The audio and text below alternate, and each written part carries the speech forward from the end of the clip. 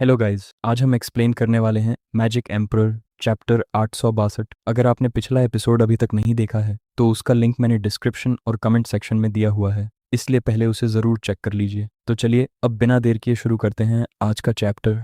वो किंक्यू ने अपने छोटे जूनियर ब्रदर से पूछा, एक वेंसफुल स्पिरिट तुम्हारा मतलब क्या है? ये लिन ने अपनी नज़रें इधर उधर घुमाई और बात को टालने की कोशिश की, यह कहते हुए कि ऐसी कोई खास बात नहीं है। लेकिन उसने माना कि सेक्स से जुड़ी पूरी स्थिति उसे बेहद अजीब लग रही थी। उसने सबको तथ्यों पर ध्यान देने के लिए कहा और याद दिलाया कि बीस्ट टेमिंग सेक्ट को छोड़कर बाकी दोनों लोअर 3 सेक्ट्स ने सिर्फ 1 साल पहले ही खुलेआम लोगों की जान ली थी। यह सुनते ही सभी एक्सल्टेड के मुंह से एक साथ जुओ फैन का नाम निकल पड़ा। जैसे ही उसका नाम लिया गया, चू किंगचेंग के कदम लड़खड़ा गए, उसकी आंखें खाली सी हो गईं और वह ये लिन की तरफ देखने लगी। कांपती हुई आवाज में उसने पूछा कि वह आखिर कहना क्या चाहता है। डबल ड्रैगन गैदरिंग के दौरान ये लिन और जुओ फैन के बीच खुली दुश्मनी हो चुकी थी, इसलिए चू किंगचेंग ने डबल ड्रैगन मैनर में रहते हुए हमेशा ये लिन से दूरी बनाए रखी। ऐसे में इस शांत और कम बोलने वाले व्यक्ति का खुद से बोलना उसके लिए सचमुच हैरान करने वाली बात थी। ये लिन ने उसकी तरफ देखा। हालांकि जुओ फैन ने उसे सख्त चेतावनी दी थी कि उसके जीवित होने की बात किसी को न बताए,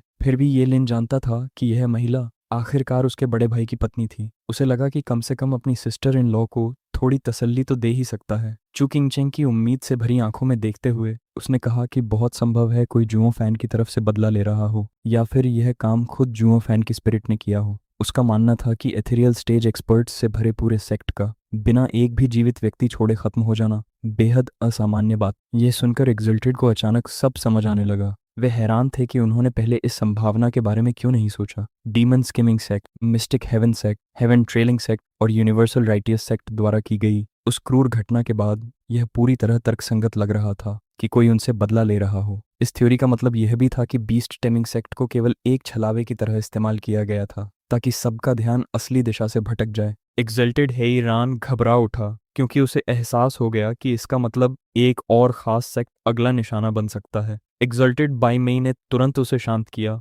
और कहा कि इतनी जल्दी उत्तेजित होने की जरूरत नहीं है। उसने याद दिलाया कि हेवन ट्रेलिंग सेक्ट एक मिडिल 3 सेक्ट था जहां काफी सोल हार्मनी एक्सपर्ट्स मौजूद थे, इसलिए संभवतः वे सुरक्षित रहेंगे। फिर भी उसने स्वीकार किया कि इस मामले की पूरी जांच जरूरी थी क्योंकि इसका असर पूरे वेस्टर्न लैंड्स के संतुलन पर पड़ने वाला था। नीचे खड़े डिसिपल्स की ओर देखते हुए एक्सल्टेड बाई मेई ने घोषणा की कि वह तीनों नष्ट हो चुके सेक्ट्स की जांच के लिए एक इन्वेस्टिगेशन टीम बना रहा है। इस टीम का नेतृत्व एक एल्डर करेगा और साथ में कुछ डिसिपल्स को ट्रायल के रूप में ले जाया जाएगा। सबसे पहले चू किंगचेंग आगे आई। उसकी आंखों में अचानक उम्मीद की चमक लौट आई थी और उसने स्वयं जाने के लिए वॉलंटियर किया। ये लिन की बातों ने उसके भीतर भीतर एक तीव्र इच्छा जगा दी थी कि वह पता लगाए आखिर वह कौन था जिसने उसके दिवंगत पति का बदला लेने के लिए 3 पूरे सेक्स को मिटा दिया। लेकिन सबसे बढ़कर उसका दिल इसलिए तेजी से धड़क रहा था क्योंकि वह मन ही मन चाहती थी कि ये लिन जिस एवेंजिंग घोस्ट की बात कर रहा था वह सच में जुओ फैन ही हो। ये लिन उसकी प्रतिक्रिया देखकर मन ही मन मुस्कुरा उठा और चुपचाप अपने बड़े भाई को आश्वस्त करने लगा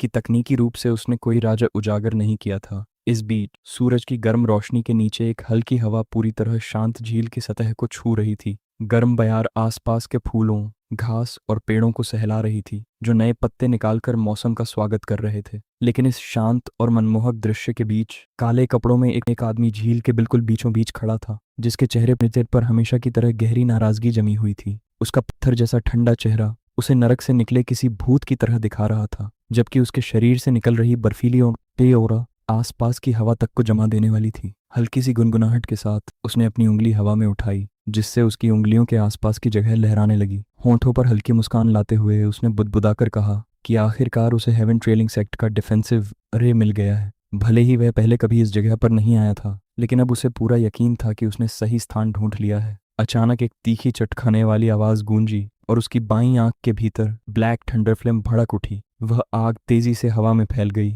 और सीधे अंतरिक्ष को जलाते हुए लगभग 3 मीटर चौड़ा छेद बना दिया, जिसके पीछे भ्रम से छिपा हुआ एक बिल्कुल अलग दृश्य दिखाई देने लगा। काले वस्त्रों वाला व्यक्ति व्यंग्यात्मक मुस्कान के साथ आत्मविश्वास से उस दरार के भीतर कदम रख गया। अगले ही पल पूरे क्षेत्र में एक तीखा अलार्म गूंज उठा। हर दिशा से दुश्मन के अटैक की चीखें सुनाई देने लगीं और देखते ही देखते हजारों कल्टीवेटर्स उस काले कपड़ों वाले व्यक्ति को घेरने के लिए दौड़ पड़े। उनमें से अधिकांश रेडिएंट स्टेज के डिसाइपल्स थे, कुछ ही उस स्तर के शिखर पर थे और उससे भी कम लोग इथीरियल स्टेज तक पहुंचे थे। ब्लैक रोब आदमी ने निराशा से सिर हिलाया और ऊंची आवाज में कहा कि एक मिडल थ्री सेक्ट होने के बावजूद हेवन ट्रेलिंग सेक्ट तो रेडिएंट स्टेज और प्रोफाउंड हेवन स्टेज के अनजान बच्चों से भरा पड़ा है। उसने तिरस्कार भरे स्वर में पूछा कि क्या उनके सारे एल्डर्स मर चुके हैं। तभी एक तेज आवाज गूंजी, तुम्हारी इतनी हिम्मत कैसे हुई हेवन ट्रेलिंग सेक्ट में घुस आने की? क्या तुम्हें मौत की तलाश है? एक परिचित चेहरा लगभग 100 मीटर दूर प्रकट हुआ, जो हमेशा की तरह घमंडी और अहंकारी दिख रहा था। वह व्यक्ति चिल्लाकर बोला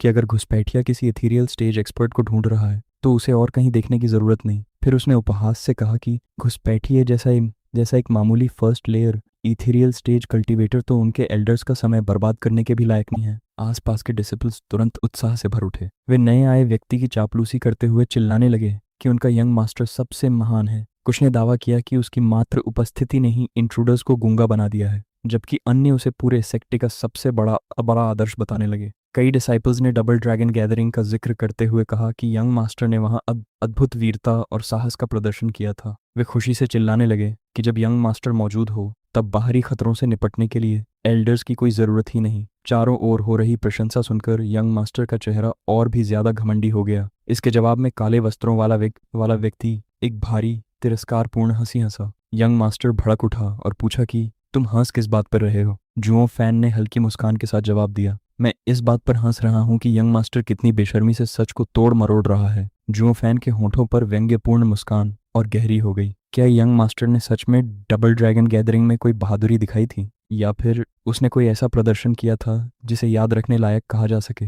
फिर उसने सीधे उसका नाम लेकर कहा, रेनकॉन, क्या तुम जानबूझकर अपने उन बेचारे जूनियर ब्रदर्स से झूठ बोल रहे हो जिन्होंने वह घटना अपनी आंखों से नहीं देखी, सिर्फ इसलिए कि तुम उनकी झूठी प्रशंसा का आनंद ले सको? यह आरोप सुनते ही हेवन ट्रेलिंग सेक्ट लीडर का बेटा रेनकॉन कांप उठा। यह सच था कि कम उम्र में एथेरियल स्टेज तक पहुंचना उसे एक प्रतिभाशाली जीनियस बनाता था, लेकिन यह प्रतिभा केवल सीमित तुलना में ही प्रभावशाली थी। पूरे पश्चिमी प्रदेश के विशाल पैमाने पर देखा जाए तो वह वास्तव में शीर्ष प्रतिभाओं में गिना ही नहीं जाता था। और डबल ड्रैगन गैदरिंग में तो यह बात और भी स्पष्ट हो गई थी, जहां असाधारण जीनियस की कोई कमी नहीं थी और हेवन ट्रेलिंग सेक्ट के श्रेष्ठ प्रतिभाशाली शिष्य पहले से कहीं अधिक बुरी तरह अपमानित हुए थे। लेकिन रेनकॉन्ग घर लौटने के बाद यह सच्चाई स्वीकार करने वाला नहीं था। अगर वह सच बता देता तो उसकी प्रतिष्ठा, उसकी बेदाग छवि और डिसिपल्स की पूजा जैसी प्रशंसा सब कुछ खत्म हो जाता। इसलिए उसने एक झूठी कहानी गढ़ ली थी। उसने दावा किया था कि उसकी टीम पर शक्तिशाली डेमोनिक कल्टीवेटर्स ने घात लगाकर हमला कर दिया था और वह अपने साथियों की रक्षा करते हुए बहादुरी से लड़ता रहा। अंततः अकेला जीवित बचा। इस झूठ ने उसे अपार प्रसिद्धि और डिसिपल्स की गहरी प्रशंसा दिला दी थी, क्योंकि भविष्य के सेक्ट लीडर के रूप में उसकी लोकप्रियता उसकी ईमानदारी से कहीं अधिक महत्वपूर्ण मानी जाती थी। इसलिए एल्डर्स ने भी चुप रहना ही बेहतर समझा और इस झूठ को बनाए रखा। लेकिन अब एक अजनबी अचानक सामने आकर डबल ड्रैगन गैदरिंग में उसके अपमानजनक प्रदर्शन का पर्दाफाश कर रहा था। रेनकॉन घृणा और क्रोध से भर उठा। वह गुस्से में चिल्लाया और पूछा कि तुम आखिर हो कौन? ब्लैक रोब वाला व्यक्ति सिर पीछे झुकाकर जोर से हंस पड़ा। जब उसने अपना चेहरा पूरी तरह ऊपर उठाया तो उसने वही चेहरा प्रकट किया जिससे रेनकॉन दुनिया में सबसे ज्यादा नफरत करता था। व्यंग्यपूर्ण मुस्कान के साथ घुसपैठिए ने पूछा, यंग मास्टर रेन, तुम्हारा पिछला हिस्सा अब कैसा है? क्या अभी भी दर्द करता है? रेनकॉन का चेहरा बुरी तरह फड़क उठा। पुरानी यादें उसके दिमाग में बिजली की तरह कौंध गईं। उसने अनायास ही अपने शरीर को कस लिया, लेकिन अगले ही पल उस शर्मिंदगी को प्रचंड क्रोध और घृणा के पीछे छिपाने की कोशिश की। उसके पैरों से ताकत निकल गई और वह धड़ाम से जमीन पर गिर पड़ा। जमीन पर गिरे हुए ही वह अविश्वास से चीख उठा, जुओ फैन, तुम अभी तक जिंदा कैसे हो? ऑलराइट गाइज, यहीं पर यह चैप्टर खत्म होता है। उम्मीद है आपको आज की वीडियो पसंद आई होगी। अगर वीडियो अच्छी लगी हो तो लाइक, कमेंट और वीडियो को हाइप करना बिल्कुल मत भूलना, ताकि ऐसे ही और अमेजिंग चैप्टर्स जल्दी आते रहें।